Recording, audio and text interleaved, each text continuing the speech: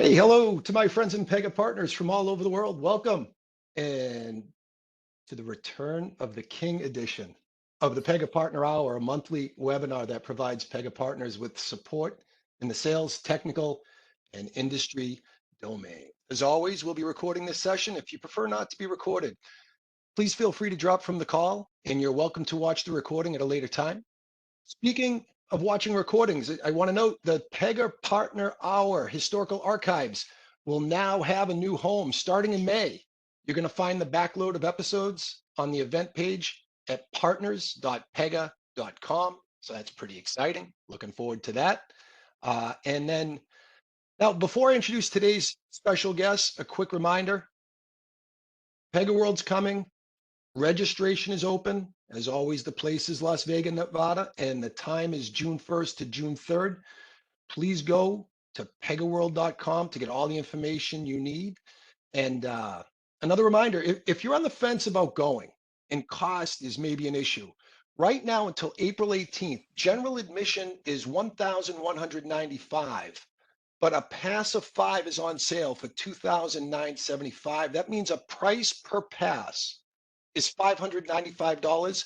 That's over 50% off. A number of you have taken me up on this, but I have a team of 2 that's looking to fill out a team of 5. So if you are going with less than 5 and you want to get this, I can try to put some people together, save you a few bucks, and get more people out to Pega World. So please reach out to me if this is something you're interested in. Also, if you've not seen this, this is great. The entertainment has been announced. But before we do that, actually, I've got a great Pega World announcement. I stole it. Don't tell anybody, but I have one free pass for Pega World, and it's going to be given away to one lucky partner. But here's the catch. I'm going to give it away on the May episode next month, and you have to be on the live episode to win. If I call your name and you're not there, we're going to move to the next person. So, but back to this exciting Pegalooza. Not 1, not 2, not 3. 4 incredible acts are going to be put together to bring you the sensational entertainment of Pegapalooza. Brad Arnold of Three Doors Down, Mark McGrath of Sugar Ray, Pop Rocks, and my favorite, Daryl DMC of Run DMC. So, Kerim and Dan, a lot of people don't know this, but before I came to Pega, I had a little side gig, and it's kind of hard to talk about now, but I was actually the 4th and founding member of Run DMC.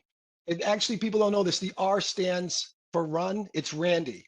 And years later, Joe Simmons picked up the nickname Run, and I left. But real fans know where it came from. The original working title for the hit song, It's Tricky, was It's Randy. I mean, listen, there were a lot of politics. And just before the first album dropped, I left because let's call them creative differences. I don't hold any hard feelings. But if Daryl, DMC, if you're listening, I'm there. I'm ready to jump on stage and I'm going to bust a move with you. If not, I'll be with everybody in the crowd.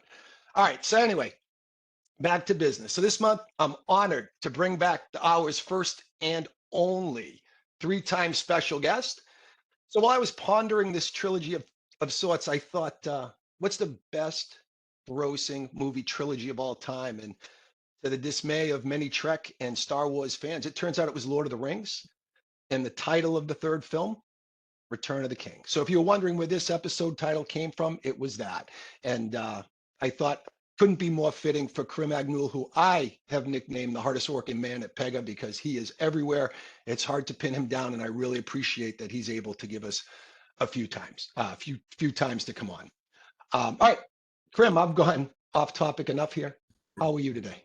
Hey Randy, I'm good. I'm not sure if I deserve any of these titles, but you forgot to mention, and Vogue is also playing at the Oh, did Pegapalooza. I skip In So Vogue? y- Thank you for putting that on there. I yeah, skipped it and in Yeah, there. I'm and upset because I was a founding member in Vogue.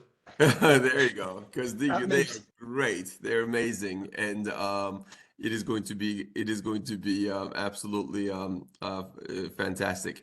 And today I actually am bringing some backup, a real heavy hitter on the one-to-one customer engagement space, Dan Parker, with me to bring more visibility to our capabilities in that space, in the one-to-one customer engagement space, especially because a lot of the technology that we're building and that we're focusing is inheriting the base AI capabilities of our platform that is developed by the team that Dan works with, and we want to bring everybody up to speed with the changes in that area as well. So since we last met, a lot has changed, and a lot of the things that are changing and moving forward are really in preparation for Pega World. We're going to be unveiling a bunch of new capabilities, a new set of in functionality, as you guessed it, around AI. Excuse me, and one second. And it's going to basically focus on the way we're using AI, both statistical AI as well as generative AI, bringing the agentic processing capabilities into our workflow space and our decision space, but heavily focused on the sorts of things that we do, right? We're going to continue on making the AI work for us and for our business, and whether it's basically getting work done and being able to automate back office operations, front office service, as well as in the way we make decisions on determining the next best action to engage with our customers. So you'll see quite a bit of that. That's going to be our focus at the conference.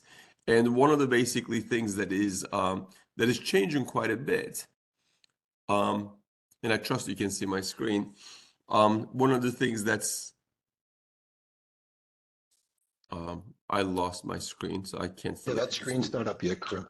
Okay. It's interesting. Is it up now? Yep, Yes, there you go. All right, good. Sorry about that.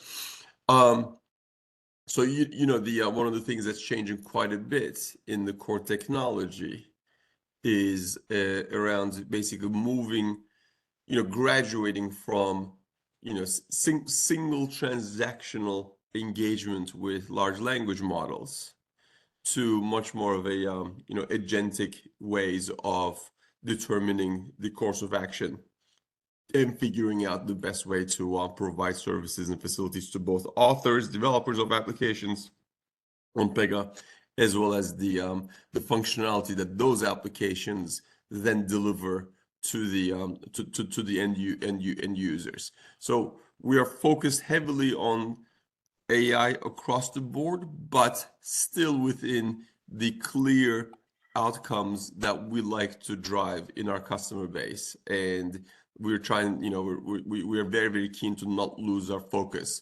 We're driving our initiatives on personalizing engagement, which is some of the capabilities that Dan will talk about in a few minutes. We are delivering a tremendous amount of changes in our product, in how we automate customer service and move to more autonomous customer service capabilities. We are pushing heavily on capabilities that allow our customer base realize efficiency gains.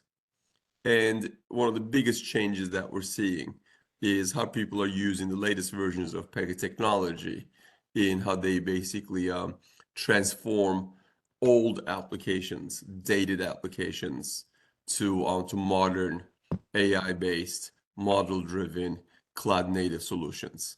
And this is a big area. So when you all come to Pega World, you're actually going to see a lot around this capability. And my keynote at the conference will actually focus on how do we use generative AI and how do we use agents to actually analyze legacy applications and transform them into Pega solutions running on the cloud with AI capabilities native to them, and being able to actually have system of records applications from our clients base be transformed over to a Pega Infinity solutions on Pega Cloud.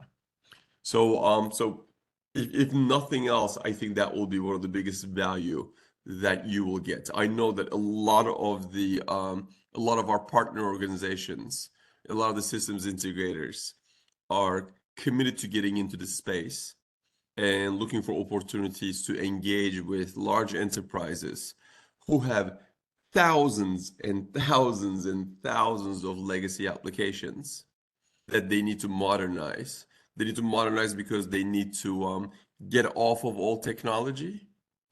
They need to modernize because they need to get onto the cloud. And they need to modernize really because they need to drive efficiency into their organization and be able to leverage their data within their applications to build AI models. And every CIO that I've spoken to this last 6 months has actually uh, find themselves in major initiatives in this space. And the Pega world will heavily focus on this. Will heavily focus on legacy transformation, looking at old applications, using generative AI to transform them into net new Pega applications. And we'll basically talk about how the agents play a role in that, in both the transformation action as well as in the end resulting solutions where the agentic processing becomes native to these solutions. And a big part of that is going to be Gen AI in Blueprint. You've all seen Blueprint evolve during this last 12 months, I guess.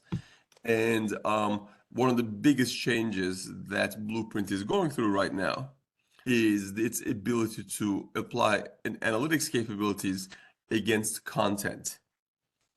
This content comes in the forms of written documents, requirements documents, user manuals, being able to, applications with screenshots, BPMN diagrams. You'll see ERDs coming in play, schemas with DDLs, YAMLs that explain integrations, and the ability to actually take on a collection of applications and then actually ingest them, analyze them, and spit out a Pega Infinity app design within Blueprint that helps organizations transform this. And you'll see this move up quite a bit. And this has been the first place where we apply our agentic processing in the back end of Blueprint to be able to deliver these capabilities to the solution that we have online. I'm guessing a lot of you have seen and have been on Blueprint lately. Feel free to give me a thumbs up if you have. Yeah, I give you the thumbs up verbally. I'm there all the time, Kerim, and I know a lot of our partners are. I know, I see all the data. Yeah. I do see all the data. I just want to see the thumbs up, basically, that we believe that being an active partner of Pega means staying up to date with the changes in Blueprint and showcasing and leveraging the capabilities of Blueprint to further advance the initiatives that you're driving with the Pega solutions. So thank you for all those thumbs up. And we have some new changes that has come in to the Blueprint solution lately. One of the biggest changes that we released a couple of weeks ago is to be able to upload documents. So this could be Word documents, this could be PDFs, and just last night we released a new capability, and I don't know if you can see it down here where I'm highlighting, but that says you can also now upload a .blueprint document. What that means is a couple of things. One, you can start a blueprint from an existing blueprint. And two, you can actually export an existing application that you have on Pega Infinity, export it into a blueprint file, and then import it into Blueprint to make changes on it and evolve an existing Pega application through this interface, which is a big change. And I highly recommend that you use that facility as we engage with our customers and make changes and evolve their existing solution. Now, one neat tidbit about this capability is this uses a new offering from Pegasystems called the document agent. And what it does, so this is a service that comes with the Pega 25 architecture that allows you to hook in essentially document analysis through large language model directly into your workflow. And since you, at this point, since you all know that Gen AI Blueprint is built on top of a Pega Infinity application, we're able to leverage all of these capabilities directly in this product. Now, you've all seen through these before. You've all seen what it's like to build an application through Blueprint. I can pop in and maybe do customer account updates. Let's say we do this for what's a good bank to select. We will, I don't know, we'll do it for Aruba Bank. It sounds like it's nice and warm in Aruba right now. It is freezing in the Boston area. And what we'll do here is we will basically leverage that document agent capabilities. If I upload a document as a part of this initiative, the system basically goes against now 3 major sources of information. One, it looks at the document and it uses the document agent to analyze the content of the document if there is a document. 2, it looks at Pega's repository and we basically have a knowledge buddy.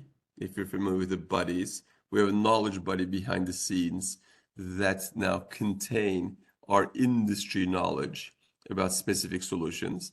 And then 3, it goes to a large language model to be able to do the analysis and to make the recommendations for the different applications.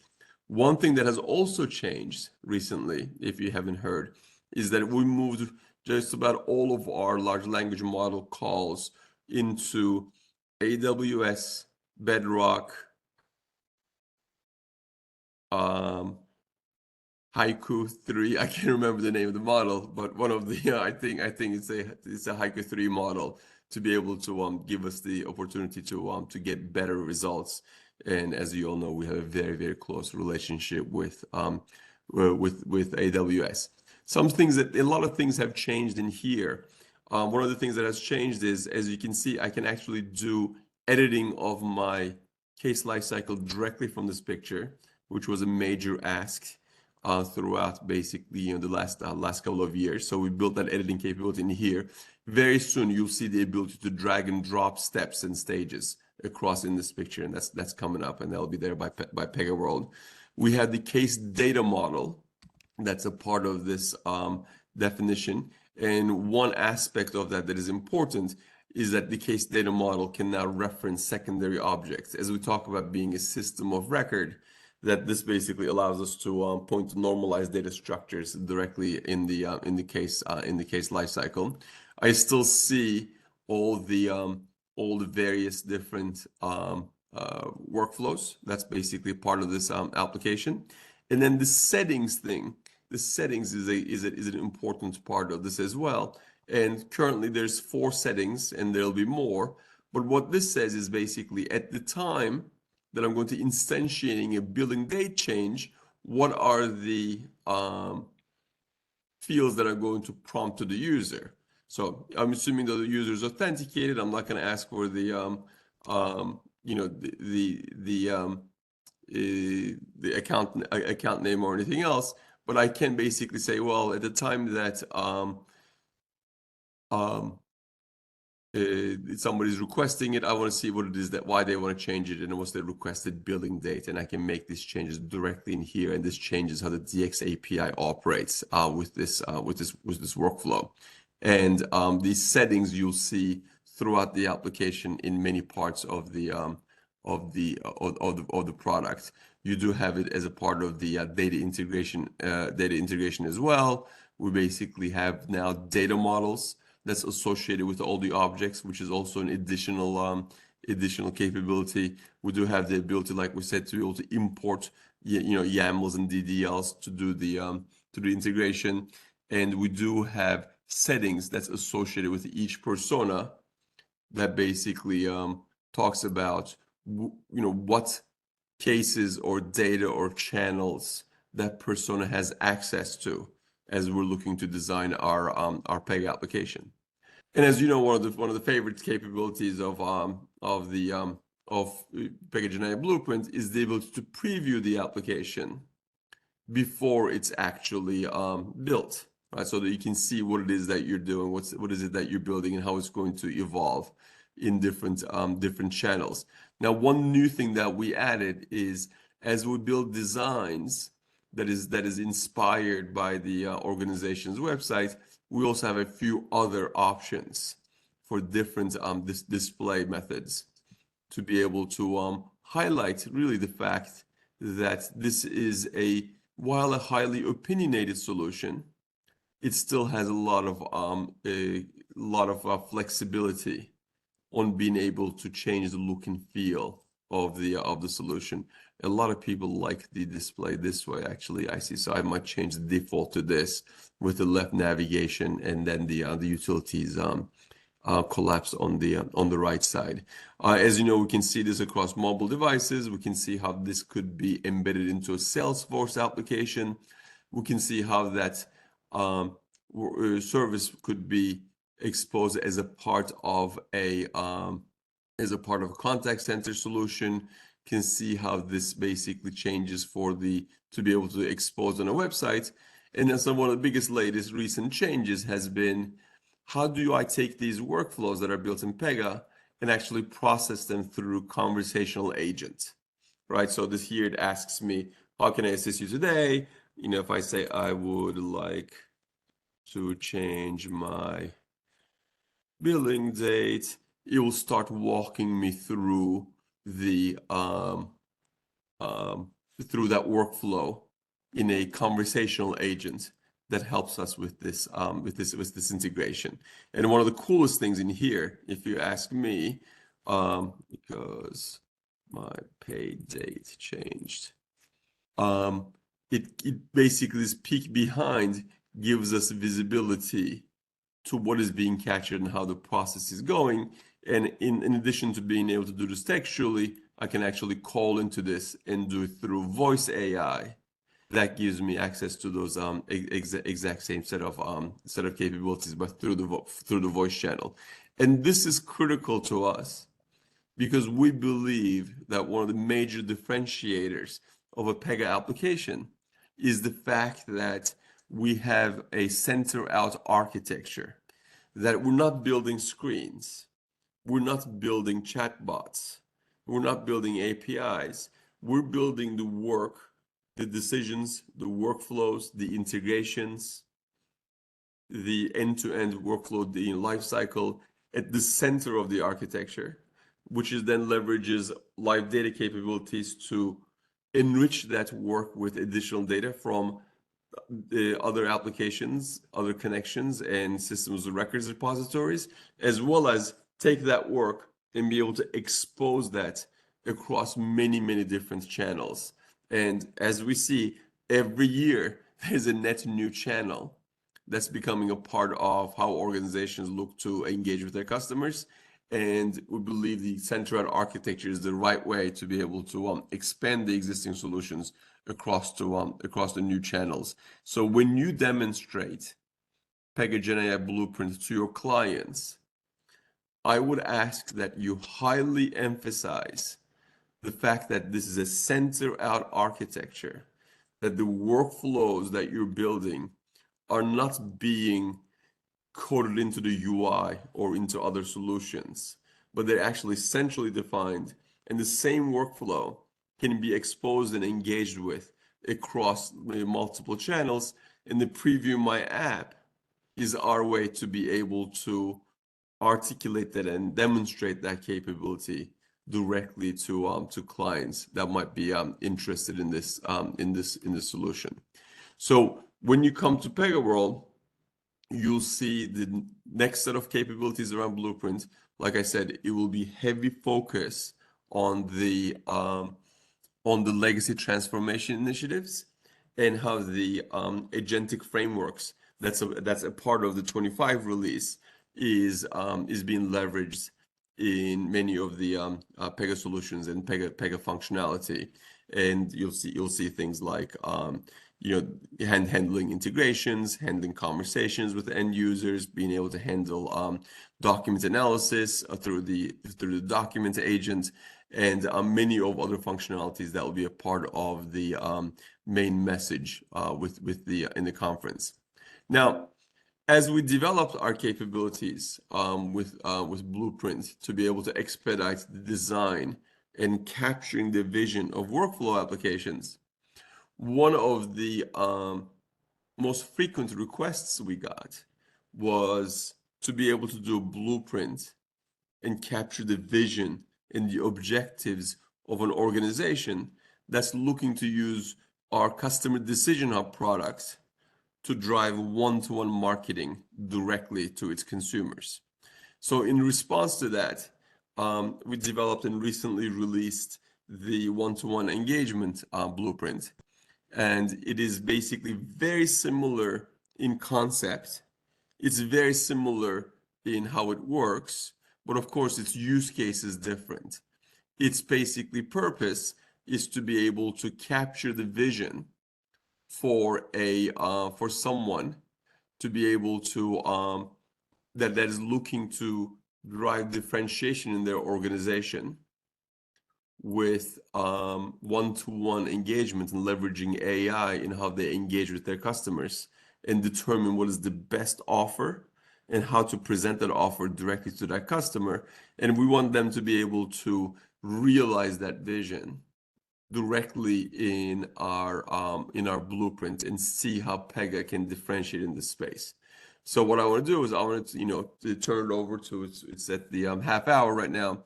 I wanted to turn it over to Dan Parker and hear from Dan how this basically differentiates in the marketplace and what this new tool looks like. And, we're going to encourage all of you to go try it out for yourselves. Go. Hi, Dan. Hi, thanks, Kerim. All right, let's jump into it. As Kerim said, we always think loosely in the customer engagement side. We always think of Pega being a combination of two very great things: the brain and the muscle. Right. What we're going to show you today is the customer engagement blueprint. This is very much as I say, the brain of how to engage with the customer. As Kerim said, it's an evolutionary product. It's changing. Kind of like a bi-weekly cadence at the moment. So it's growing all the time, and it's really exciting to see new functionality pop up. We're taking a very sort of feedback-orientated approach to building this stuff, which is very exciting in the software environment. Keys working. Okay, so what is it? So the idea about the customer engagement blueprint is really to help jumpstart ultimately implementations of customer decision hub, and really help the stakeholders in the marketing, the analytics, the marketing operation organization, customer engagement types of folks, really as a discovery tool to see how they can bring their customer engagement vision to life, help them understand how customer engagement hub works, how customer decision hub works, because it really is a very class-leading approach to customer engagement. For the last 20 years, as long as I've been in Pega, the real focus of this platform has been to really take a customer and figure out what is the best thing to say to them, wherever they are, whatever they're doing, whatever we know about them, using analytics to help drive the best conversation with the customer. And so, it's a very unique approach in the marketplace, and it's challenging at times to explain to people how it works. And I think this blueprint has really helped to sort of leap forward in that and help people try different ideas and see how we do it. So who's it for? These are the real key personas for it. Marketing and business folks, essentially folks that are responsible for accelerating relationships and growth in the organization. And the other key audience is really the data and analytics folks, the people responsible for accelerating customer insight. Because obviously CDH is very heavily driven by AI, along with other metrics that really get it down to what is the real next best action or set of next best actions for customers in a given channel. So this is what we're really targeting in these key personas, folks that drive revenue, increase conversion rates, increase retention rates, increase lifetime value. From the analytics side, folks that are looking at the predictive accuracy, helping to increase business adoption, and really using not only our analytics, but infusing their analytics, their insight they've got very, very specific to them, their secret sauce, into this platform to improve customer engagement. So it's kind of got we kind of look at it from three lenses of client maturity. The lens of new customers, new clients to Pega, really helping them understand and learn about CDH and understanding how it can unlock a lot of value in their organization. We're looking at existing implementations. How do we use it to speed up delivery? So how do we take only the discovery, but infuse it with best practices, AI generated artifacts, help businesses and IT work together with their analytics team on figuring out what are the sort of things they want to engage with customers, how do they do it, how do they blend in the data necessary to do that stuff, and deliver out into the channels in a much faster and continuously agile way. And then the third aspect of it is basically to grow, right? To take existing customers and help them grow their footprint, whether it is onboarding new lines of business, or onboarding new channels, or increasing the stakeholders, or just trying out brand new ideas, right? Take the existing ideas and grow on them. We kind of look where we are today. Today, we're very much, the blueprint is really, really good in the understand space. It's a great educational tool for helping to explain the customer decision hub. It's great for collaborating. We've seen it with, working with customers. We've seen a great collaboration between marketing folks, IT folks, data science folks.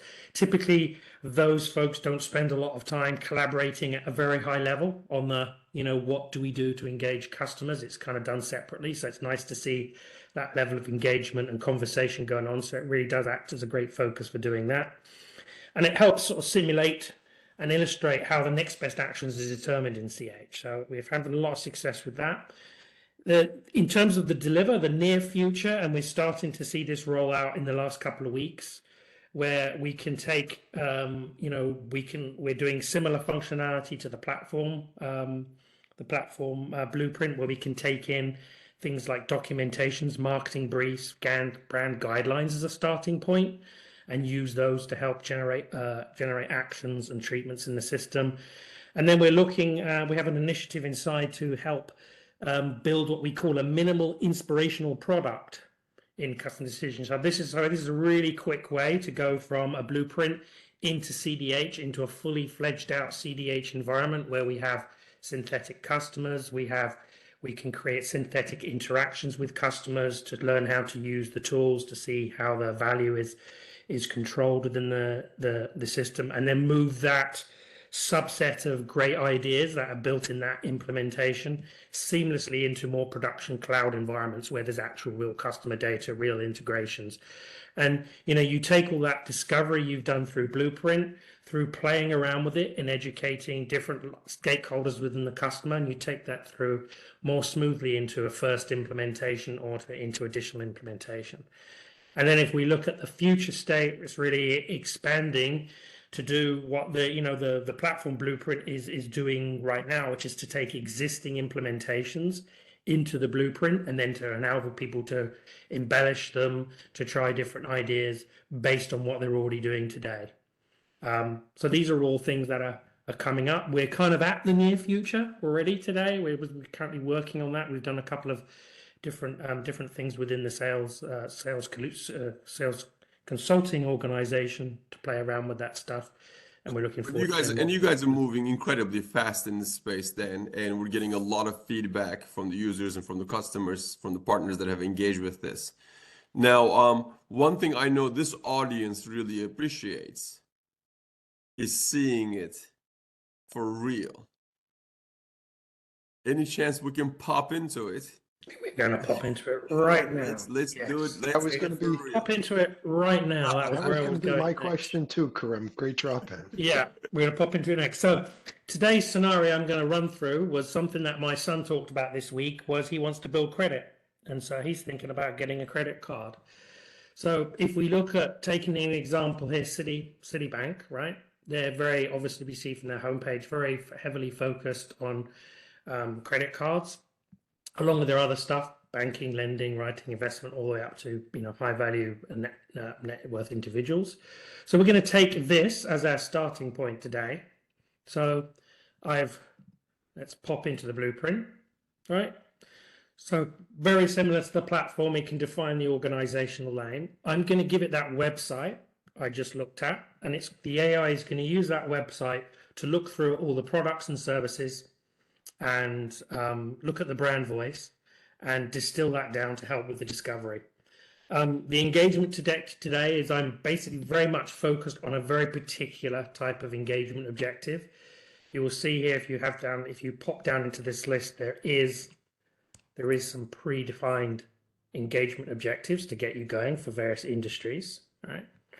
So you can use those. And Can when you you click write one of those, your own there, Dan, if you want to, or do you can have create to that's what I've done here. So if we just pick one of these, increase number of customers, it creates the objective for you. Awesome. But you can very much create your own. So if I take my own here, zero that out, just tell it something very simple, right? So telling it to utilize Citi's variety of credit card and loan products to help young professionals and college students on their journey of building credit. Very simple marketing objective here for the messaging. Let's see what it does with it, right? So now what it's going to go do is go and take a look at the website, right? It's determined it's banking, no surprise there. Now what it's done is look at all of the products and services on the website, and it's focused on the ones that are applicable to building credit, right? So you don't see things like retail banking and where investment on here, because it's focused very much on those. So I've selected a couple, I think, that help young people build credit, so credit cards. So these are the types of products we're going to use. We can then suggest the types of outcomes we're trying to achieve, right? So we're trying to acquire customers. We may be growing existing customers. We may be nurturing those existing customers along the way. We may be retaining, because obviously some kids might, jump ship and go to another organization to build their credit journey. We can define what channels we want to communicate on, right? So kids unlikely to call a call center, unlikely to walk into the branch, but probably on the digital channels, they're very likely to engage. So we'll pick some of those to engage with. And then we'd also like to define some customer journeys and look at the particular data model that might be engaged for customer for the engagements. Right, I'm going to click next. Now what it's doing is using not only that website, but all of the type of information we've given so far to generate some personas, very similar to the platform here. Obviously, these personas are coming from the customer perspective. So what type of personas do we have to engage with? We can generate more. We can obviously edit these personas. You can edit the descriptions of those personas. You can add personas to yourself. You can generate more personas, all of that good stuff here. We're going to use these personas down the line. So looking at that brand voice on the website, it's come up with this brand voice for Citi. So encouraging, empathetic, trustworthy, supportive. Again, we can add our own brand voice to this. One thing that came out last week was the ability to tune this visual identity, do things like update logos, put in the brand colors, change the fonts that the brand used, so that the Gen AI that's generating these images will then use that to make more applicable images. It obviously has picked up the Citi and put it in the credit card here. We have some sample types of engagement here. We can change the Cialdini's principle of persuasion, so we can change it from saying social proof. So it will generate text and images more aligned with social proof. So join the countless young professionals. So it's using the nature of social proof. We can look at different personas to see what sort of different creatives it will do here. So just at this very early stage, it gives you an idea of how the Gen AI is helping folks come up with ideas for different creatives. You can obviously turn on and off the brand voices here, add your own. So if I take off supportive, trustworthy, and just go straightly to mainly just purely empathetic, just to show that it's actually working, you can do that. Hey, Dan, while this is generating, We got a question that came in asking if it's possible if the assets can be generated in different languages like Portuguese or Spanish. Absolutely, yeah, yeah, yeah. You can yeah. If you go back to the first thing and say generate all this stuff in Portuguese, then it will go through and it'll generate all this in Portuguese. Do we have any limits on that? Is it generally most languages at this Yeah, point, it's all most the major languages we languages? typically support in Pega, right? And it's the same as when doing the workflow blueprint. That Great. we have a list of languages that we support. It's a pretty broad list, and it covers essentially all of the business that Pega Systems does, and of course it handles Spanish and Portuguese as well. But what's really amazing with this blueprint is it takes something very, very sophisticated. Customer Decision Hub is a very sophisticated application used by and architected for very, very sophisticated organizations, and usually takes specialists to be able to, show it and, highlight it. But and it makes it very easy for any one of us. Dan is an expert in the space, but lots of people like myself, we're not experts at that level, but allows us to basically position the differentiation, highlight the capabilities, and clearly articulate the value a one-to-one engagement, AI-driven, one-to-one engagement-driven a solution can bring to your organizations, and also shows what the experience will be like for people who are using it. So it's very, very straightforward, yet very powerful at the same time, which is the balance that we look to bring with both of these blueprints into the market. And Kerim, you hit, I think, something that I notice every time somebody does this, right? It's like shooting a basketball is not inherently hard just to do it, or riding a bike's not inherently hard, but to get better at it, you do it over and over and over again. And Dan does this because he's a professional and can make this look great. I just can't emphasize enough to people. You got to go out there and just play with it. Like I was on a friend of mine's Airbnb website. He had a private label short-term rental site, and I put this stuff in and I was showing him, look at the ideas it's giving you. And like he was blown away by it, but he'll probably likely is too small to ever be a real Pega client, but I was doing it just to try to learn on some random website, on some random thing. And the more you do that, you're going to be so comfortable in front of your customers. And beyond that, Krim, I think you've coined the phrase, like, if you haven't done this in the last week, you haven't done it, because we just keep adding so much more into it every single time. Absolutely. But Dan, you have more to show. So I we're have gonna more let to you, show, yeah. I mean, there's more, Randy. and as you say, Oh, hey, there's even more. on something, even on something really straightforward like a single, website with Airbnb, it generates all these ideas. I think the challenge in our organizations that we see is that, generating ideas, having lots of things to talk about is fantastic, but being able to arbitrate those down to the set that's actually important personally to each individual customers is the tricky bit, right? So you can see here what it's generated is lots and lots of customer experiences. Each one of these is an next best action, we call them. Each one of these is an experience with the customer. Each of those have different types of way we can talk to the customer on different channels. So, each one of these, we generated an email for this particular thing, take control of your finances. If you look over here, you can see, web stuff, different types of treatment. So there's a huge library of conversations to have with the customer. So how do you really cut those down? So one thing we can do in this blueprint is basically simulate, take this library and see how it would work. So if we take our student, like student Sarah, for example, we can go through, here's the full library, here's a whole set of actions, a whole ton of treatment. There's probably about 300 different things at this point you could serve up to Sarah. But obviously some things don't apply to Sarah. There's eligibility, right? She may not be in the right zip code to receive products. She may not be eligible for certain products, like, clearly building credit. They're not going to get a platinum card, right? For example, so that would be removed. Right. Then there's things like applicability. So does she already own some of these products being offered? So then again, the library gets cut down again. Suitability, yes, we could sell this to Sarah, but it may not be suitable for a budget. We could do it, but it probably wouldn't be in the best interest for Sarah for us to do it.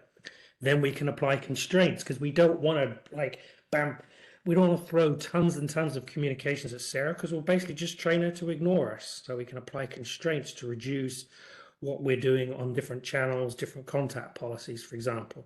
And then this is really the secret sauce, this step 6, the arbitration, right? So this is where we're taking into account the propensity. So that's the AI coming up with the likelihood for Sarah to react to this given set of experiences. We can apply things like context weighting. What context is she in? We look at the value of this action to both Sarah and to the organization. So how much money will we get? Or how much service or NPS will we get from doing this? We can apply business levers to move things up and down. And we end up with the final priority. So right now we've got this set of possible interactions with Sarah at this point that we're arbitrating across. And you can see each one of them has, the propensity scores. Each of those things in that calculation is spelled out here. And you can see the final priority. And then ultimately what we determine is what is the next best action in what channel for Sarah, right? And so there's other additional relevant actions, but the very top action for Sarah is this one, right? You can obviously repeat this same sort of exercise for Gia.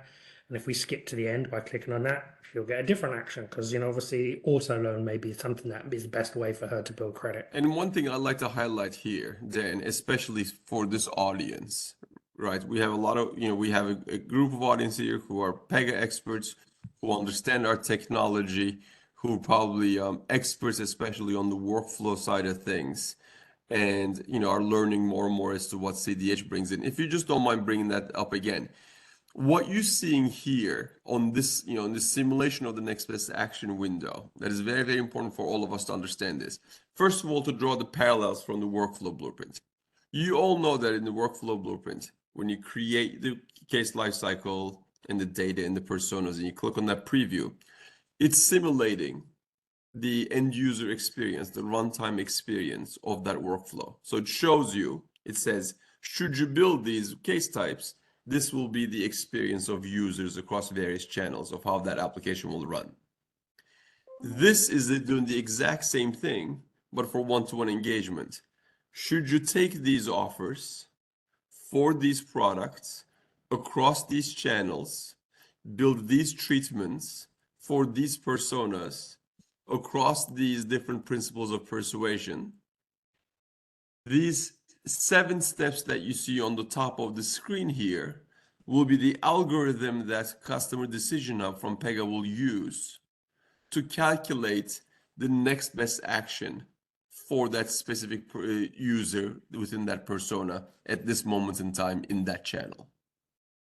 So it allows you to explain how the product works, how it does the selections and the calculations and all the different things that it takes into consideration, and then be able to run our AI models to do that prediction to determine the final priority. It shows you the life cycle, and it shows you the formula, and it basically highlights where the magic of the solution. So that's, I think, very important for all of us to be able to clearly articulate the power of the technology and what we can bring into these environments. And then the second is if somebody basically comes in and questions the value that these solutions will bring. Forrester has published multiple reports that talk about the accuracy in targeting the right offers, the right treatments to the right customers that bring tremendous amount of value to enterprises that leverage Customer Decision Hub, and allows us to basically highlight that there's very, very precise targeting capabilities in the models that we execute, and a very, very well-defined path to be able to drive that value into these organizations. So this is very, very, I find this very, very empowering, and I think this audience will be able to make tremendous amount of use of this. Kerim, on that, it kind of dovetails a little. We got a couple questions that came in, and one asks, is there a capability to use Gen AI to update prioritization functionalities, such as business values and or engagement functionalities, such as eligibilities? And he dropped in, well done, guys, which I also engage with that. Good job, guys. So a lot of that stuff is coming within all the products.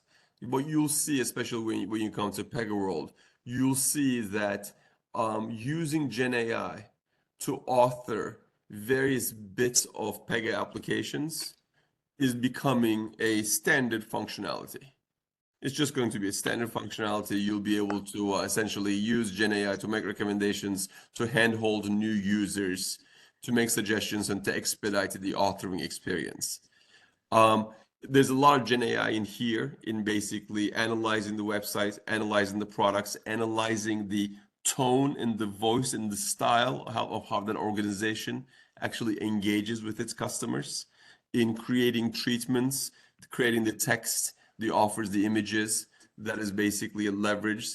And also there's, for deep marketers, what Dan has on the screen is the ability to define the customer journeys on this as well. So it is a very, very robust set of capabilities coming in play. That's awesome. One more quick question. Can we add a business rule, for example, eligibility, while creating the blueprint?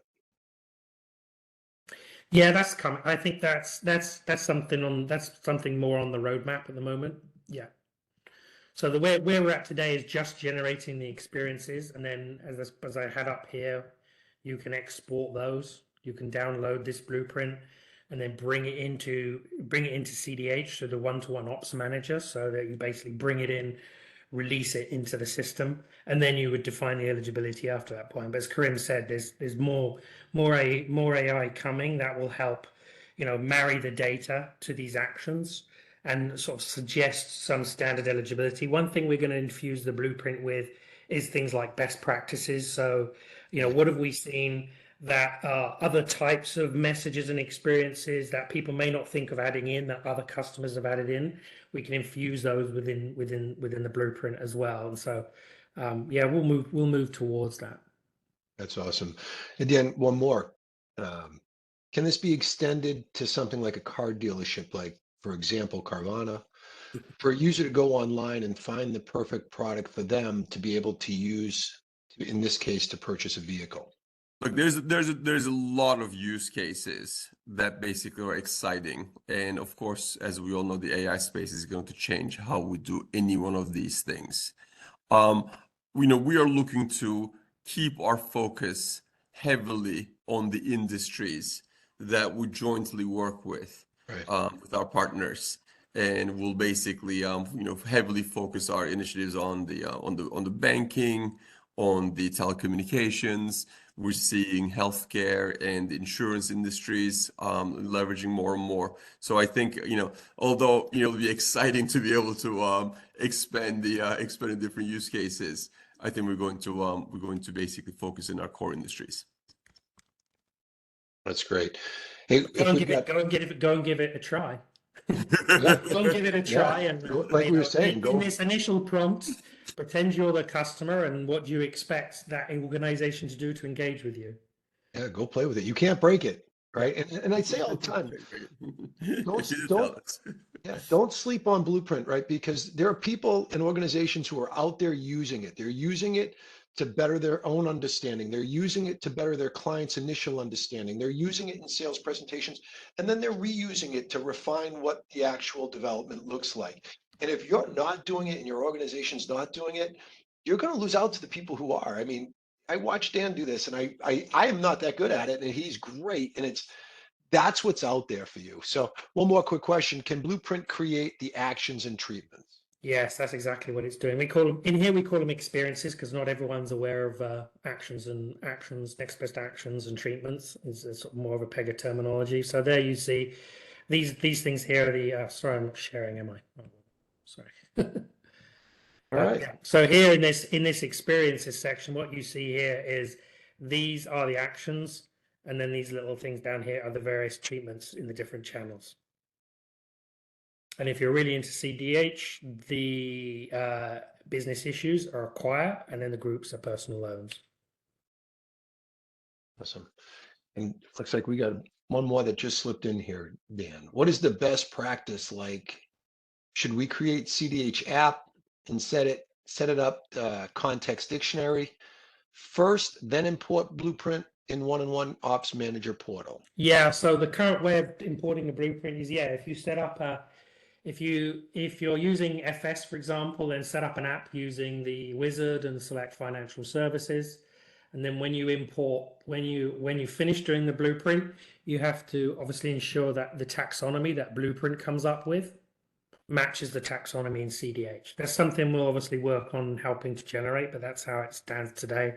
Do your taxonomy first, bring these actions, do the export here, bring that into Ops Manager, and then when you release them into the system, they'll all fall within the right taxonomy in the groups that match up.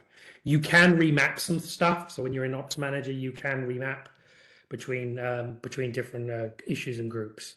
But obviously, if there's a lot of issues and groups in Blueprint and they very much don't match what's in CDH, you can spend quite a bit of time doing that mapping. All right. Great. Well, I'm very encouraged by the interest, and thank you, Dan, for taking the time to join this session. And you clearly made my session much more interesting and engaging. And to all of our partners, thank you so much for joining. And my hope and ask from you is to stay up to date, keep your skills and knowledge sharp with these blueprints, so you understand where it's going. And it's like we said, is changing quite rapidly.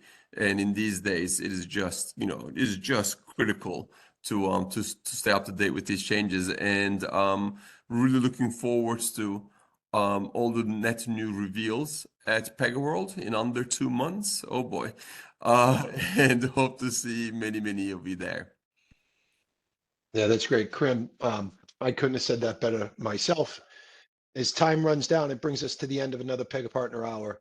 Great thanks to everybody that shows up. We wouldn't be doing this if nobody was listening. Especially thank you to my man, John Lynch, who makes this all happen in the background. And of course, today, Kerim Akgonul, great job. And Dan Parker coming in, just closing it out, man. Great job. It's really great to watch what you guys are doing and how you're making this happen and the ability to show it to everybody.